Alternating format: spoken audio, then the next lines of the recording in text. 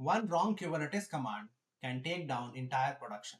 Not because Kubernetes is broken, but because most people using it don't actually understand what it's doing. And that's when production incidents happen. Hi, I'm Shivam. And before you go deeper into Kubernetes, you need to understand something. Kubernetes looks simple at first. You run kubectl commands, you write some YAML, pod starts running, and everything looks fine. But what you don't see is the system behind it. There's a distributed system constantly making decisions for you. It's scheduling containers, routing traffic, restarting things automatically, even managing CPU and memory, or restoring the desired state. And if you don't understand how those pieces work together, you can very easily send traffic to broken applications, crash an entire node because you forgot resource limit, or deploy a bad version and not know how to roll it back. Even lose data because you assumed storage was permanent. And suddenly you are debugging at 2 a.m.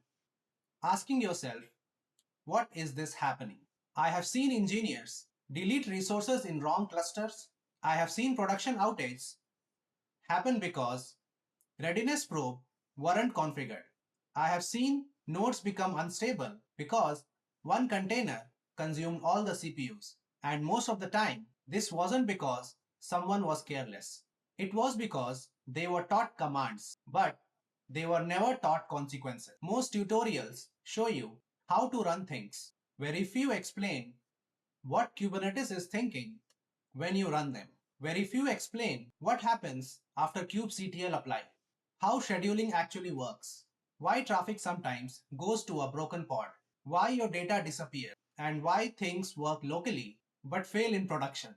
And that gap, that lack of understanding, is exactly where production incidents happen. So I decided to build something structured, a complete Kubernetes journey, not just to help you run commands, not just to pass the interviews, but to help you understand how Kubernetes actually behaves, especially in real production environments. We will start from controlling your cluster, then we will understand how Kubernetes thinks internally, then we will go into production survival, like resource limits, probes, and rollbacks. Then we will move to storage, data, and real-world reality. And finally, how real teams actually work with Kubernetes in production environment. No fluff, no pretending YAML is easy, just clarity. If you are serious about working with Kubernetes, if you want to avoid breaking down production, and if you don't want to be the engineer who runs the wrong command in the wrong cluster, then don't learn Kubernetes randomly. Learn it properly. One focused video every Monday, because Kubernetes is powerful. But power without understanding, that's where things go wrong.